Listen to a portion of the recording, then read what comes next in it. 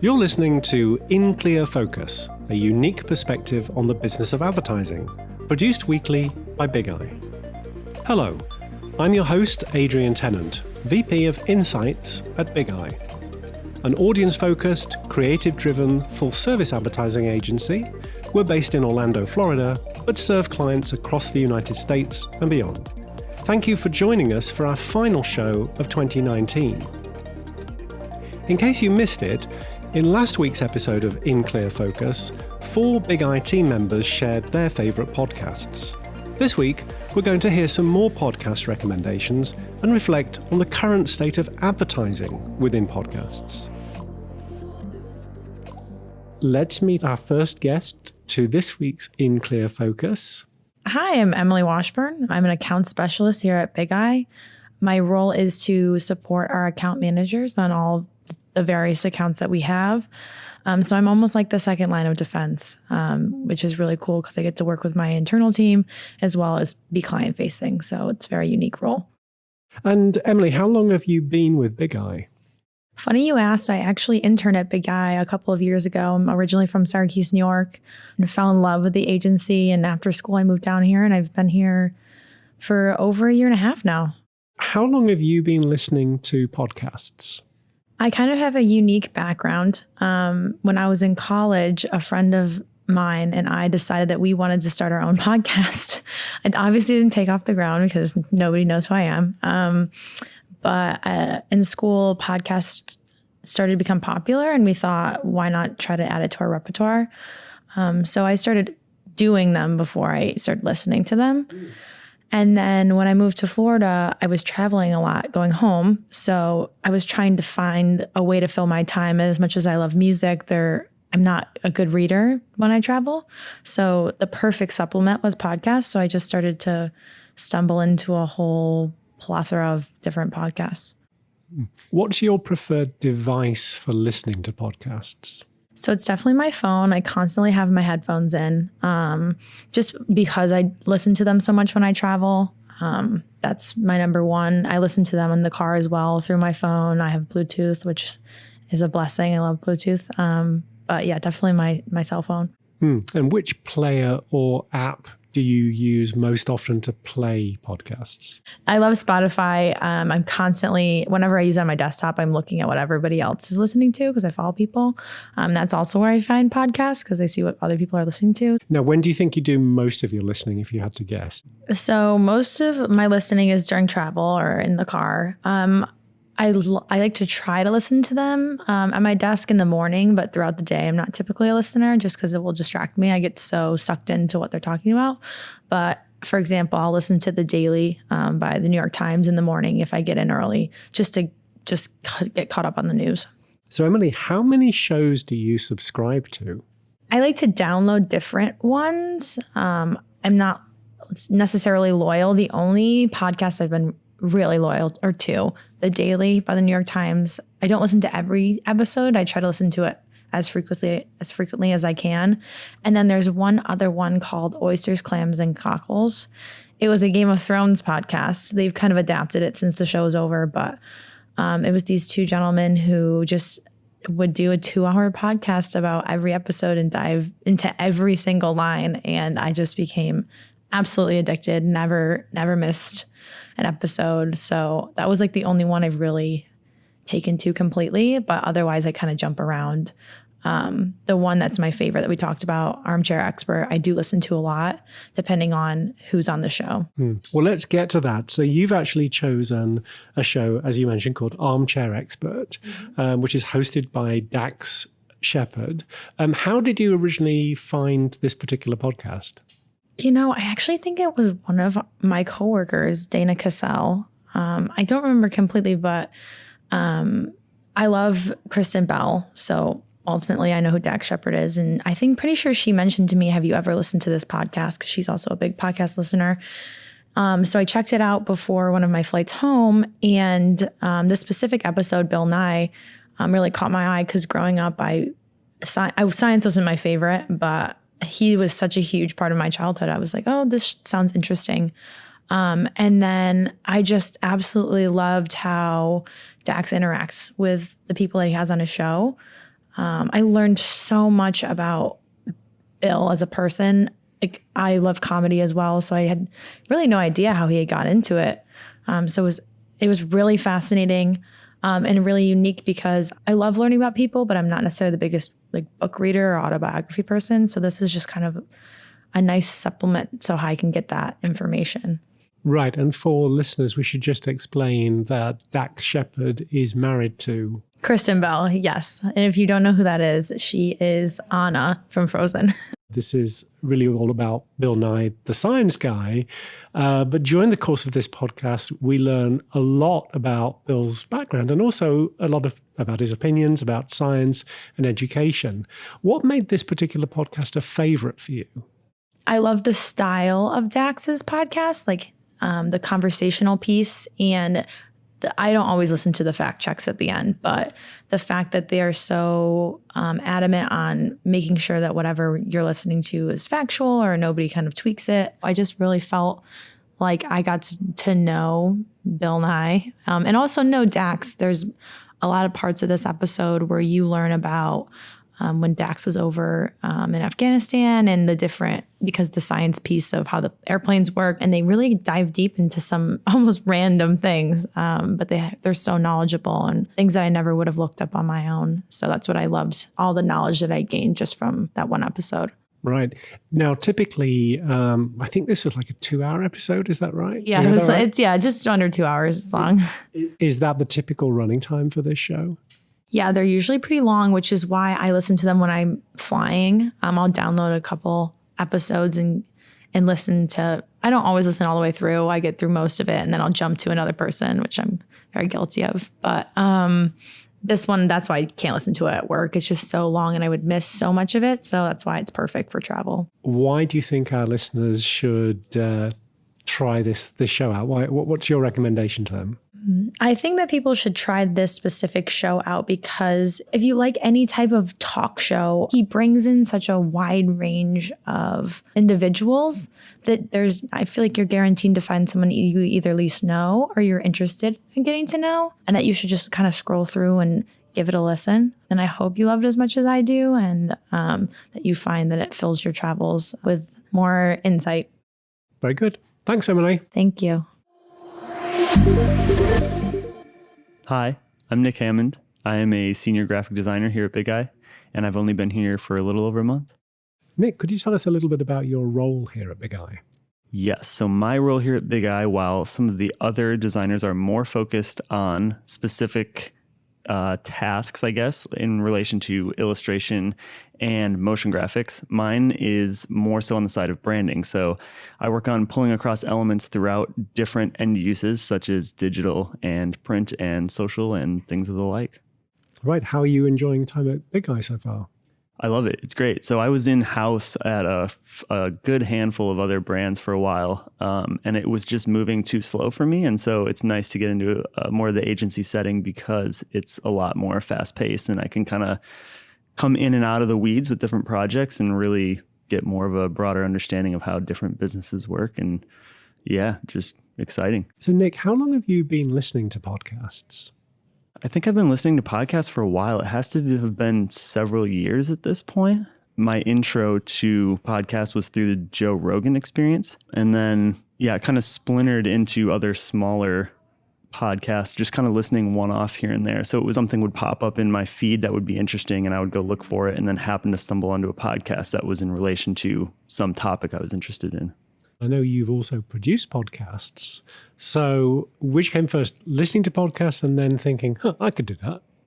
Yes, I think that's definitely how it worked out. I was kind of seeing a couple other people that I had paid attention to online through my social circle, using it as kind of an excuse to get at people that they otherwise wouldn't be able to in specific spaces. And so for me, that was kind of in relation to the outdoor industry and how that related to sustainability. So that's kind of how the idea for the podcast started, was I just wanted to learn more about kind of these intersections of different industries and how different, I guess, quote unquote, thought leaders were thinking about different topics. Where do you do most of your listening? Is it at home, in the car, at work?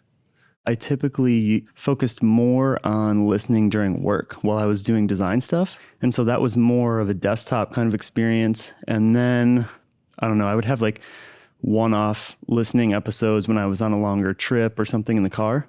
And now that I'm kind of moving at a faster pace and kind of having to come in and out of these different projects more quickly, I don't necessarily have the time to do that. So device-wise, are you talking about a phone now being the main source? Man, I think it almost fractured now because it more so just depends on what tool I have available in front of me. If my computer's in a different room and I have my phone right next to me, I'll just pull it up and listen on my phone. What app do you typically use? I started with Stitcher, which is funny because when I've talked to the other guests that you've had on, they had no idea what Stitcher even was. I think for them, they got into it through Apple. I never enjoyed, from a design perspective, the user interface of the Apple podcast platform. And it felt like it was getting in the way for me of just trying to listen to a simple episode. And it was constantly trying to update and change and all this stuff. And I just didn't want to deal with it. And is that still the case today, or have you migrated to something else? I do prefer, there's something interesting to me about being able to see how people are interacting. So like a video aspect.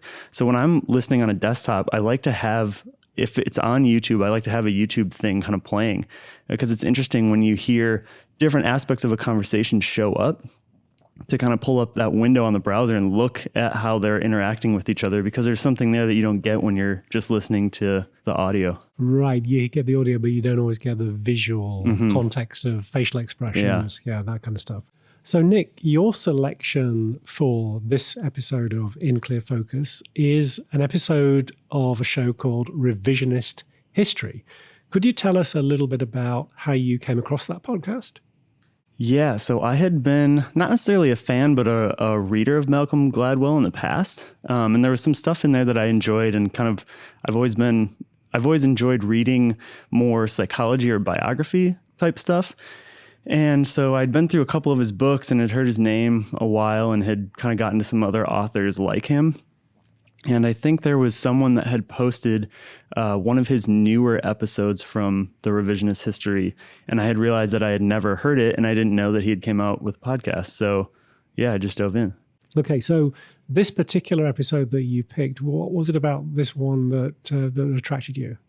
Yeah, this episode in particular, I, as a designer and as a Gemini, which is funny, I feel like my life is kind of separated into two buckets all the time, and it's always this push-pull thing. And so it was interesting to me because they dive into the difference between approaching some sort of task or situation with tortoise or a hare kind of mentality, and this, how are you thinking through tasks either more quickly or more slowly, and then does that end up influencing your direction in life?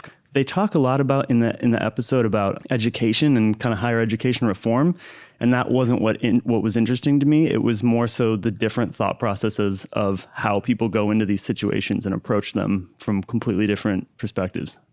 Right, and I think if any of the listeners have friends or family that are in the legal profession, I think some of the results, without wanting to give too much away, might be surprising, right? Definitely. And I didn't want to give it away, but yes, listen to the episode.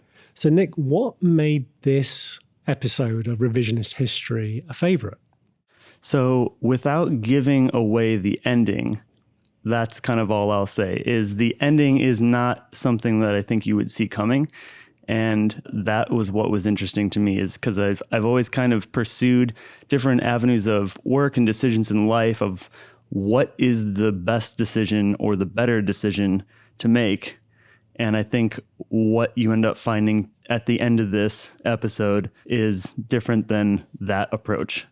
Wow, that is such a cliffhanger. You've got to go and listen to this episode, everybody. For now, Nick Hammond, thank you very much indeed.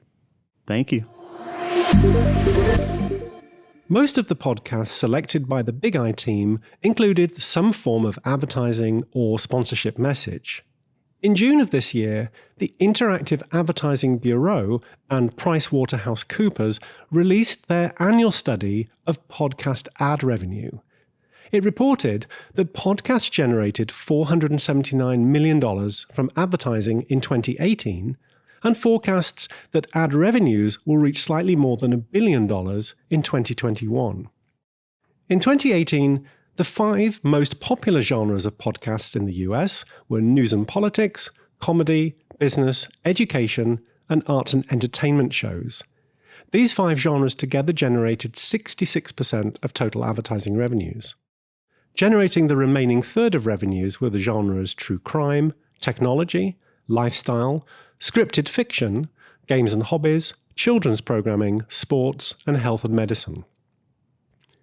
The IAB research also indicated that 2/3 of all podcast ads last year were read by the show's hosts themselves, while pre-produced ads, typically read by a separate announcer, made up most of the remaining third. When surveyed, podcast listeners ranked host reads as their preferred style of podcast ad. This suggests that maybe other types of ads could potentially alienate a show's audience. Turning to the duration of podcast advertisements, about a third run for 60 seconds, which is the most popular spot length. 27% of podcast ads run for 90 seconds, and 23% are just 15 seconds. In 2018, a slight majority of ads, 51%, were edited into shows or baked in. The remaining 49% were inserted dynamically. Of 13 business categories measured, the top 5 represented nearly 3/4 of advertising revenues. Direct-to-consumer retail brands represented 22% of revenues, followed by financial services at 21%, business-to-business at 14%, arts and entertainment at 10%, and telecommunications with 7%.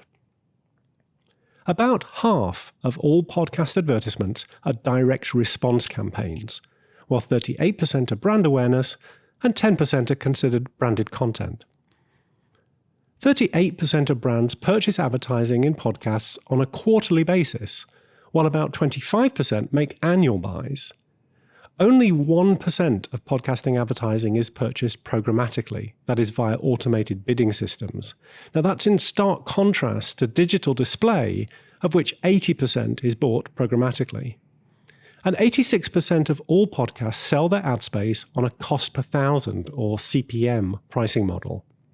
It's estimated that podcasts collectively represent around 40% of the listenership of online audio overall, but attracts a little less than 15% of the ad revenue.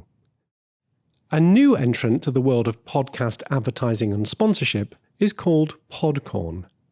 It offers a self-service platform to podcast producers that acts like a matchmaking service. Producers can pitch their podcasts directly to brands and agencies who are looking for niche topics or audiences.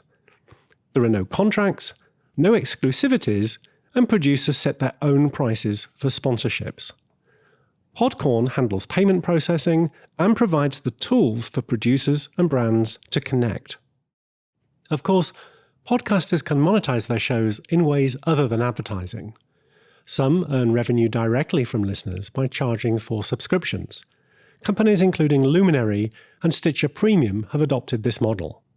Another model is crowdfunding, the collection of contributions from listeners either via standard online payment systems or general crowdfunding platforms such as Kickstarter and Indiegogo.